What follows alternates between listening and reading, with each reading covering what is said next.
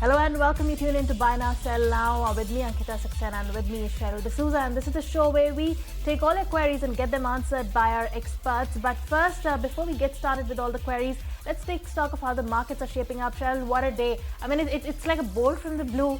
Nifty is up almost, it's trading over 22,750 levels. Who would have thought? And broader markets are doing well. What a comeback by the small caps as well. Nifty Bank is continuing its momentum since yesterday, but what a day for the markets. Absolutely. A very good morning to you, Ankita. And yes, a good day coming in for the markets, given the fact we have only 4 stocks on the Nifty that are in the negative territory, with the Nifty Bank taking the lead. 1.3% uptick coming for Nifty Bank, outperforming the benchmark indices in trade today. Yes, notably, you have the Nifty that is trading above that 22,700 mark. This is for the first time in about 3 weeks that we managed to actually reclaim those levels. Shriram Finance, L&T, ICICI Bank, Hindalco, Mahindra & Mahindra are the others, some of the gainers in trade today. While on the flip side, in the losing end of the market, the top loser is Bajaj Finserv, 1.9% downtick coming in for Bajaj Finserv. Remember, the Allianz is, which is their insurance partner, they are actually selling out their 26% stake in the life and the general insurance business to the Bajaj Group. And for that, you have Bajaj Finserv, that is the holding company, and that's one of the reasons why you can see the stock actually declining in trade today. IndusInd Bank once again taking it a bit easy in trade today. While on the flip side, if we talk about the sectoral indices, pretty cute, pretty good and sweet picture that you can see. I was going to say cute, but yes, given the fact that you have all the sectors in the positive territory, and it's been a rarity actually. You've seen that sort of a sight with the Nifty Realty trading higher by about 1.9%. You have metals seeing very strong gains, auto index holding on to good gains. And the broader markets, yes, outperforming the benchmark indices. But the moment I said the word cute, I saw a very cute smile on Kunal's face, which is a rare sight as well, just like the way how you're seeing for the markets. So Kunal, right set of words that you use is very sweet, is very nice, it's cute to see the market see strong gains. Right set of words, wrong set of costumes which you're wearing. I think this red color is something which should not be there. I'm trying to play the contra bet, you know. I'm trying to kind of play that sort of role there. Wearing red, who knows? The market's No, I think going we've seen territory. enough of red over the last 6-7 months, and I'm sure all of us would be agreeing that I think it's time for more green in the markets. In the last couple of days, of course, the markets have shown good texture. The vibrancy is coming back again into the markets. I think that's the more important part. We were missing out that, sector leaders, we were missing out for short covering, we were missing out for stocks which are huge underperformers. They would start to make a comeback. I think we've started to show signs of traces in the last couple of days. So I think more green should be in there for the markets going forward. Absolutely, Kunal. Here's to bulls taking the markets by the horns. But let's get started with all the questions. Then you can start writing to us on the number that's flashing on top of your screen. You can send in your question with your stock query, the buying price and the holding period for your stock, and we'll get them answered by our experts. So let's get on board. Kunal Bothra, of course, needless to say, and we have Rajesh Agarwal, who's the head of research, AUM Capital. Thank you to both of you for joining us today. Let's get started with all the queries then. First up, Kunal, this one's for you. This is Nikhil Sharma, who's writing from Mumbai. He says that he's an intraday trader and a short-term trader. Now he has 5 shares of HAL at a price of 3,710 rupees, and he's sitting at a loss right now on that. Should he go ahead to book profit, or should he be holding it for the long term? No, I think we should hold on to the stock. So 3,700 is not a far off price for HAL. I think looking at the way the stock is picking up momentum, I think maybe over the next couple of days also, you might probably expect the stock may come back to your cost price. But what matters over here is that when you buy stocks which are very quality, you have to adapt to a new time frame altogether. You have to adapt to a new style altogether. So there are periods where you can define yourselves as an intraday trader, but then you also have to look at building portfolios from a long-term play. I believe stocks like HAL, maybe if you can add BEL in the same category, these are stocks which would probably help you build to that kind of a quality. I believe you should hold on to the stock from a long-term play if you can adjust to that kind of a time frame. All right. Once again, good morning to you, Kunal. Good morning to you as well, Rajesh. And Rajesh, let me come to you. This one is coming from Vijaya Kirti, who's writing to us from Tamil Nadu. Wants to know about Concor. About 400 shares of Concor our viewer has in the portfolio at a price of about 1,060 rupees per share. Wants to know whether to hold, sell or average. What's your take coming in on Concor? Sharp downtick from the elevated price. I'm not sure if there's a price adjustment in this one or stock adjustment in this one, but what's your take? Stay put with this one? Good morning, Cheryl. Good morning, Ankita. Good morning, Kunal.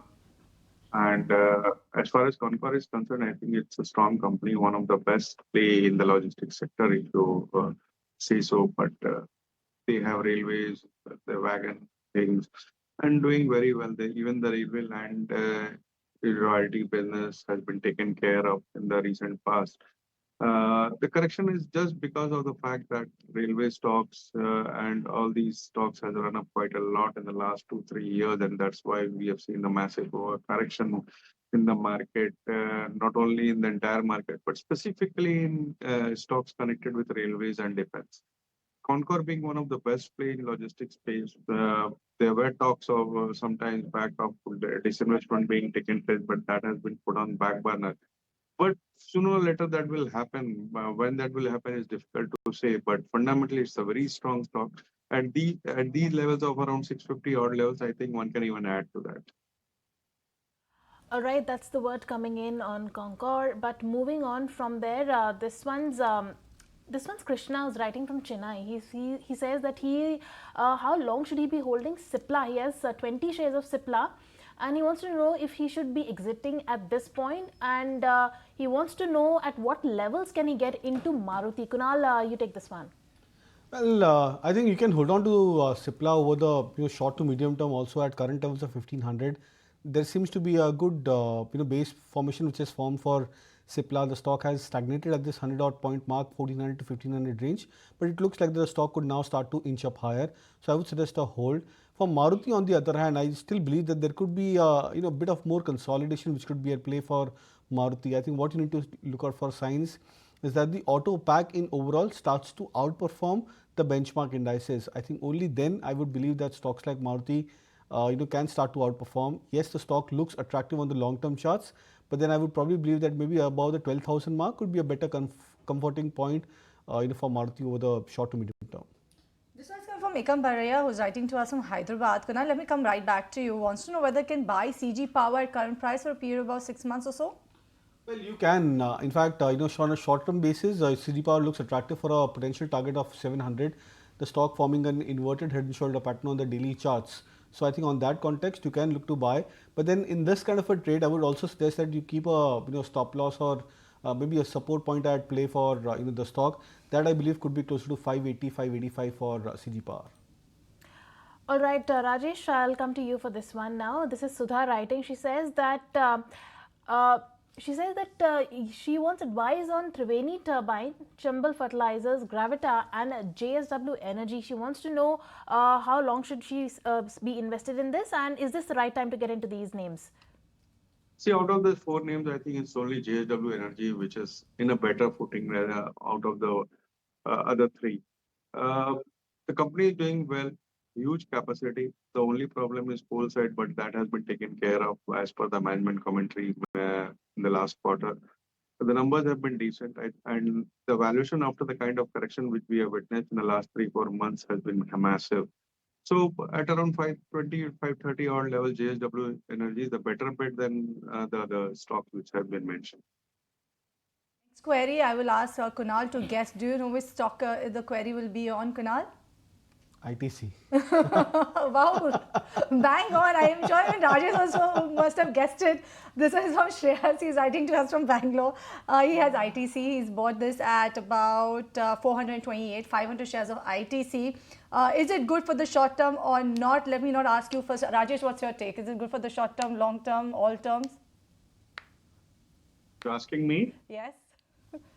ITC, what's your take? You know my answer. It's always a buy. It's a buy at these levels. Very good for long term. Company has been doing very well. Strong balance sheet, debt free, cash positive. FMCG has been growing. They're moving to dairy and other products. I think so. One of the best stock to hold in a long term portfolio. Undeterred, not moved away from that sort of conviction coming in for ITC for the last at least 3 years, Kunal, now? Yeah. 3 years, right? I think we spoke about this in 2022 or 2023. 2022, I think so, is when we spoke about it, because that's when the tide turned for the stock. So, Kunal, now what's your view? It's still very much the same, and I'll echo with what Rajesh also said. I think it's a strong buy from a long-term play. We've seen ITC now, coming back into a zone of an outperformance. So, in this last 2-3 quarters, where you've seen FMCG stocks falling by 30%, 40%.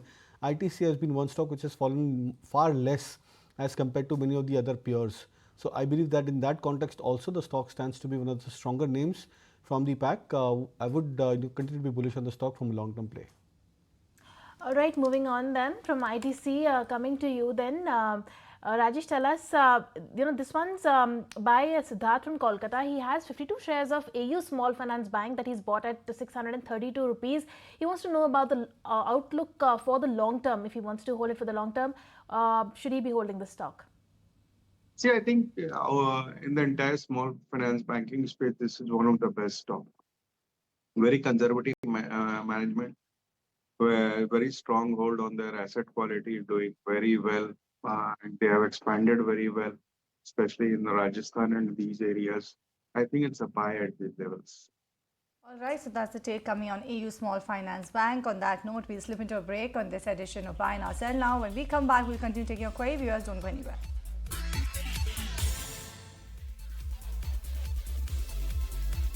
Welcome back. You're watching Buy Now Sell Now on ET Now. Let's just mark the flash on the bottom of your screen. You have the LIC CEO speaking at an event where he's saying that there are discussions in the final stage to buy stake in a health insurance company. So that's the take or the statement coming in from the LIC CEO saying that they are in final discussion or to buy stake in the health insurance company, but not looking to buy a majority stake is what they are stating. So that's some sort of a commentary or clarification coming in. They're also saying that they're hopeful that before March end, some decision on the stake acquisition will be made. So watch out for LIC on that particular development. For now, the stock is actually seeing an uptick as we speak.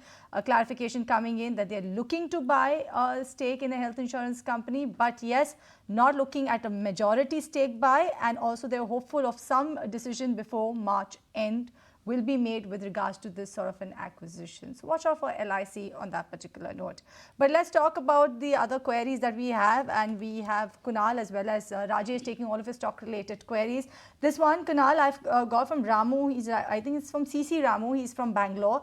L&T 100 shares at a price of 3,168 rupees per share. He wants to know when will it reach its peak that it had reached a short while ago of about 3,600 rupees per share. 37 is the peak actually. But what's your take on this one? For how long should we wait?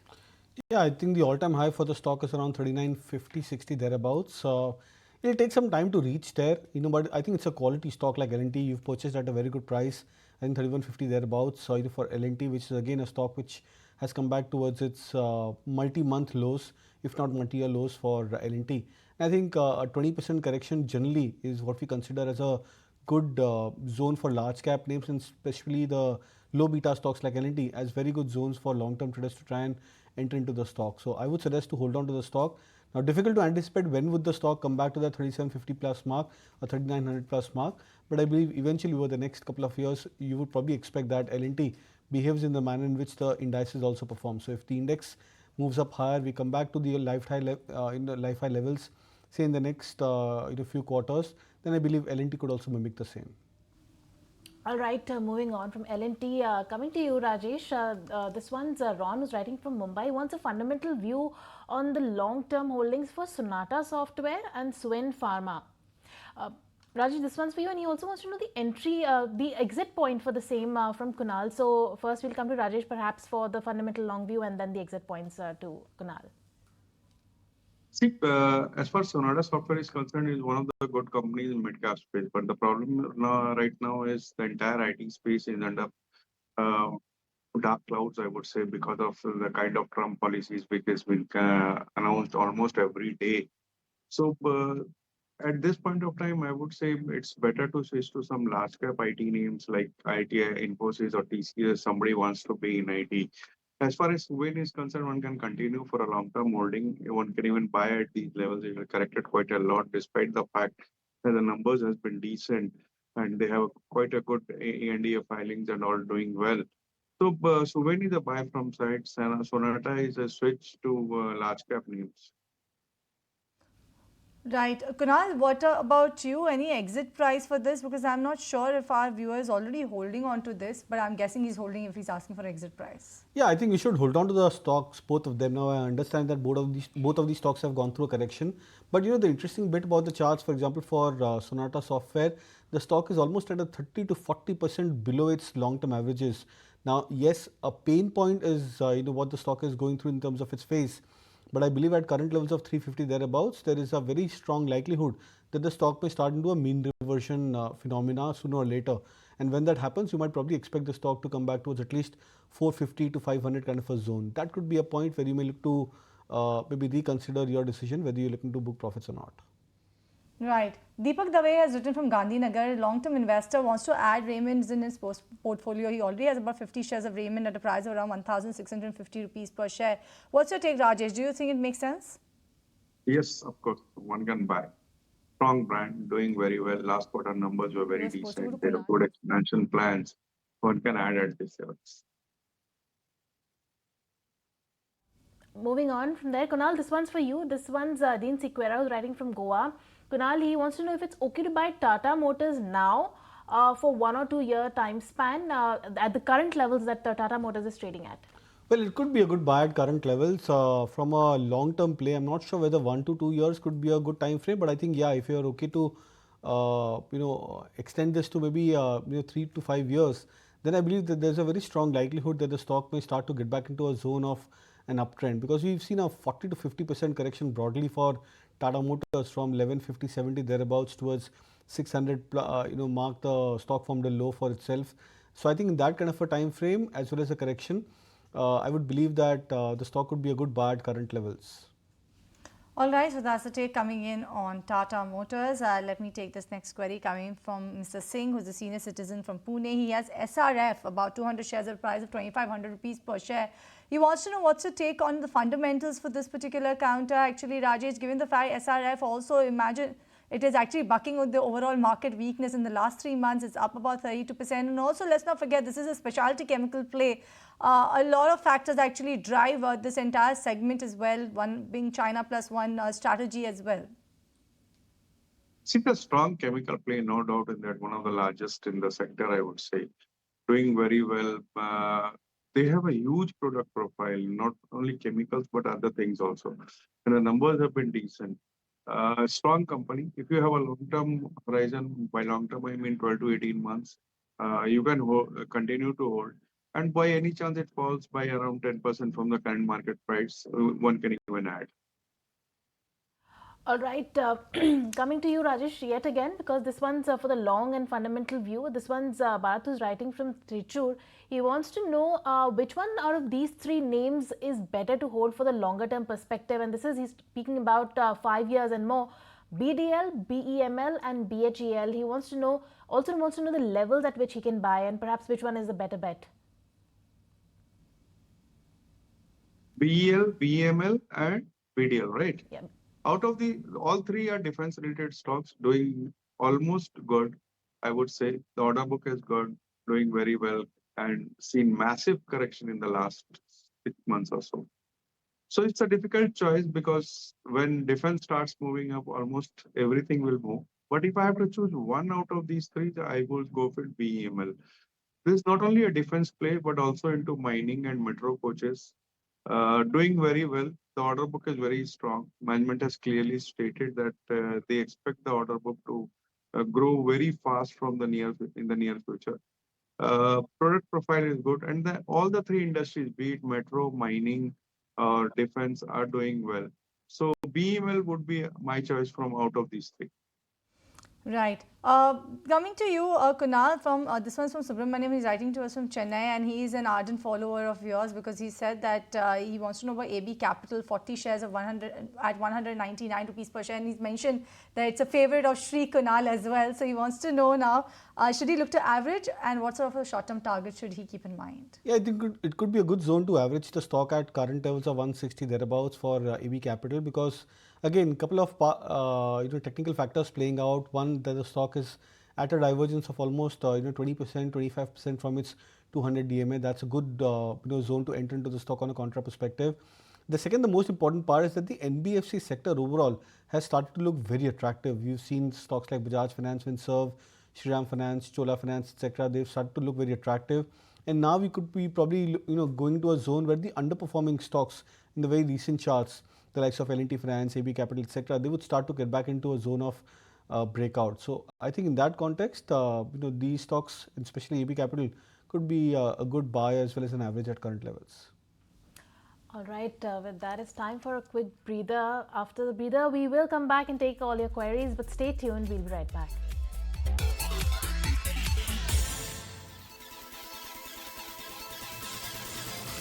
Welcome back. You're tuned in to Buy Now Sell Now, where we're taking your queries and getting them answered by the experts. You can write into us on the numbers that is flashing on top of your screen. Let's get going with the queries then. Rajesh, I'll come to you for this one.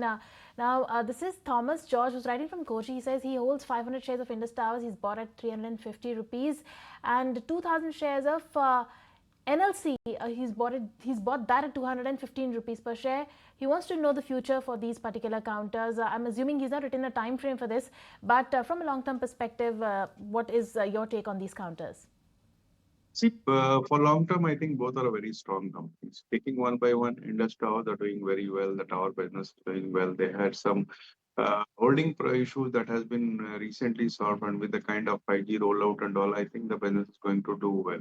We have a target of around 370 odd rupees in Indus Tower for the next 1 year. One can continue with that target. As far as NLC is concerned, huge capacity, doing very well in lignite mining. Power is doing very well. They give very good dividends. So I think NLC is better out of these two. Indus Tower is also good, but out of these two, NLC is better for a long-term holding, especially because of the kind of dividend it doles out and the kind of fundamental it has. So both are a hold at this point of time. All right, both are a hold at this point in time, but NLC India definitely looks much better than Indus Towers is what Rajesh has to say. Let me take this next one coming in from Umesh Gupta from Vadodara. Kunal, 150 shares of Cummins India, which purchased long back at an average price of 2,444 rupees per share. Wants to know whether he should add more in his portfolio. Luckily, he is sitting in the profit.